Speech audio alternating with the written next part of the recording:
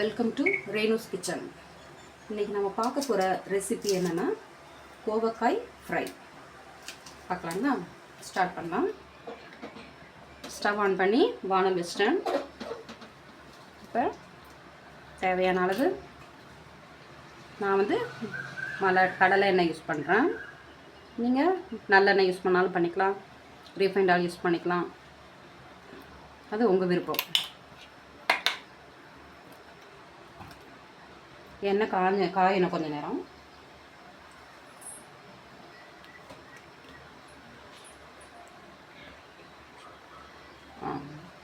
எண்ணெய் காயட்டும். அதுக்குள்ளே நம்ம என்னென்ன ரெசிபிஸ் என்னென்ன பொருட்கள் எடுத்து வச்சுருக்கோன்னு பார்க்கலாம். கோவக்காய் நீளமாக கட் பண்ணி வச்சுருக்கிறேன். ஒரு அரை கிலோ வெங்காயம், ஒரு 3 பெரிய வெங்காயம், ஒரு சின்ன தக்காளி. தக்காளி அதிகமாக போட்டால் புளிப்பு அதிகமாக இருந்துச்சுன்னா ஒவ்வொருத்தவங்களுக்கு பிடிக்காது. அவங்கவுங்களுக்கு தேவையான புளிப்பு தேவைன்னா நம்ம இன்னொரு பழம் கூட போட்டுக்கலாம். நான் ஒரு பழம் போட்டிருக்கிறேன். கருவேப்பிலை, மல்லித்தலை, தாளிக்கிறதுக்கு இந்த பொருட்கள்லாம். சீரகம் போட்டு தாளிச்சிட்டு, கரம் மசாலா அரை ஸ்பூன், மல்லித்தூள் 1 ஸ்பூன், மஞ்சப்பொடி அரை ஸ்பூன், தனி மிளகாத்தூளும் சாம்பார் பொடியும் ஒரு ஸ்பூன் எடுத்து வச்சுருக்கேன். இஞ்சி பூண்டு விழுது.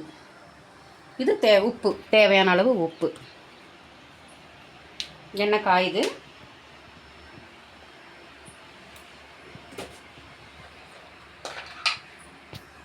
நல்லா காஞ்சிடுச்சு.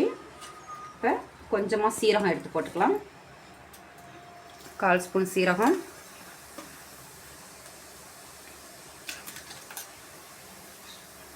சீரகம் பொரிஞ்சு வந்தோடனே நீங்கள் கடுகு யூஸ் பண்ணாலும் பண்ணிக்கலாம். நான் சீரகம் போட்டு தாளிச்சிருக்கிறேன். நீங்கள் கடுகு யூஸ் பண்ணாலும் பண்ணிக்கலாம் தாளிக்கிறதுக்கு. சீரகம் பொரிஞ்சு வந்துருச்சு. கருவேப்பிலை போடுறேன்.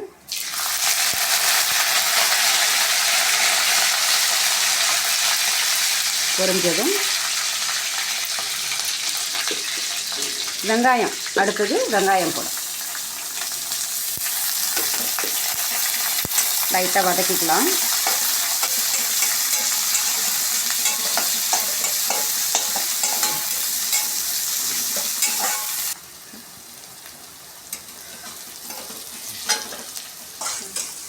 வெங்காயம் நல்லா வதங்கிடுச்சு. வதங்கினதும் நம்ம எடுத்து வச்சுருக்க இஞ்சி பூண்டு விழுத ஒரு அரை ஸ்பூன் போட்டுக்கலாம்.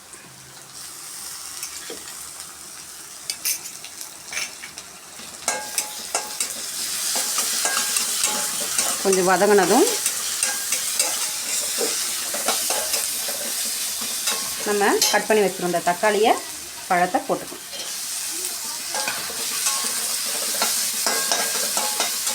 இப்போ இந்த வெங்காயம் தக்காளி வதங்கிறதுக்காக ஒரு 2 பிஞ்ச் உப்பு போட்டுக்கலாம். சீக்கிரம் வதங்கும். உப்பு போட்டால் கொஞ்சம் சீக்கிரம் வதங்கும்.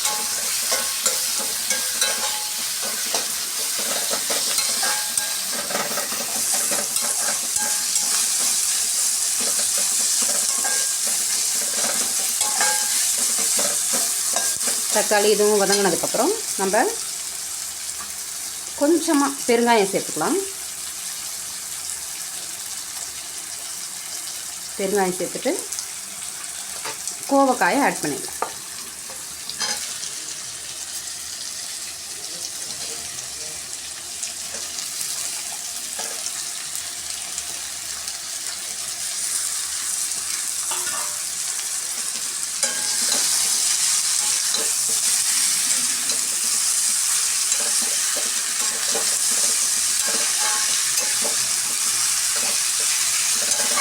கோவக்காய் கொஞ்சம் நேரம் வதங்கணும்.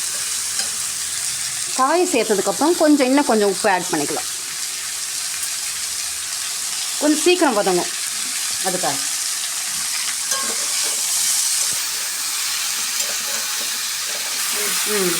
இப்போ கோவக்காய் நல்லா வதங்கிடுச்சு. இதில் என்ன பண்ணணும், நம்ம ஸ்டவ்வை கொஞ்சம் சிம்மில் வச்சுட்டு, இல்லைன்னா அடிப்பிடிச்சிடும்.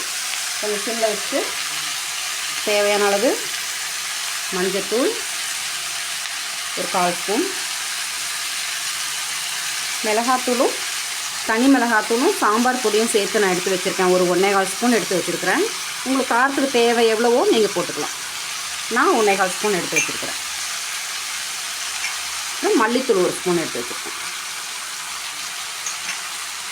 கொஞ்சம் கரம் மசாலா. இது எல்லாத்தையும் நல்லா கலந்து விட்டுக்கணும்.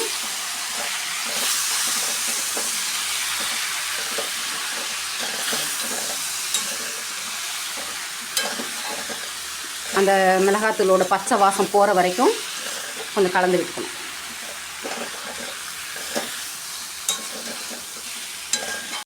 இதெல்லாம் பச்சை வாசம் போனதுக்கப்புறம் தண்ணி, இது இந்த காய் வேகிற அளவுக்கு ஒரு 2 டம்ளர் தண்ணி நான் சேர்த்துருக்கேன். 2 டம்ளர் தண்ணி ஆட் பண்ணதுக்கப்புறம் நல்லா மிக்ஸ் பண்ணி விடணும். இப்போ உப்பு தேவையான அளவு இருக்கான்னு செக் பண்ணிக்கிட்டு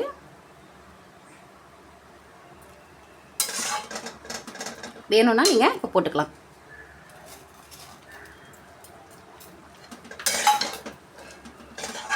தேவையான அளவு உப்பு சேர்த்ததுக்கப்புறம் இது நல்லா கிளறி மூடி வைத்தணும். ஒரு 5 நிமிஷம் கழித்து நம்ம திறந்து பார்க்கலாம்.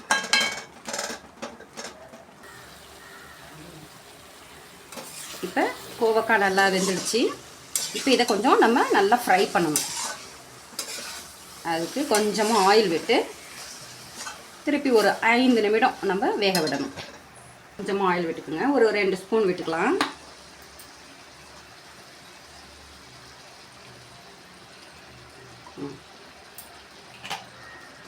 இதை நம்ம நல்லா கிளறி விட்டுட்டு திரும்பவும் மூடி வச்சு ஒரு 5 நிமிடம் கழித்து நம்ம பார்ப்போம்.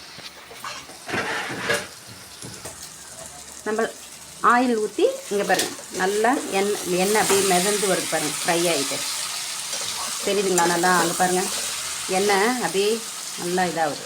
இன்னும் ஒரு 2 நிமிஷம் கழித்து பார்த்தோம்னா நல்லா ஃப்ரை ஆகிடும். இப்போ பாருங்கள் நல்லா ஃப்ரை ஆகிடுச்சு. வாசனை பாருங்கள், கம கமன்னு வருது. கோவக்காய் பொரியல் வறுவல் ஆகிற வாசம் நல்லா கம கமன்னு வருது.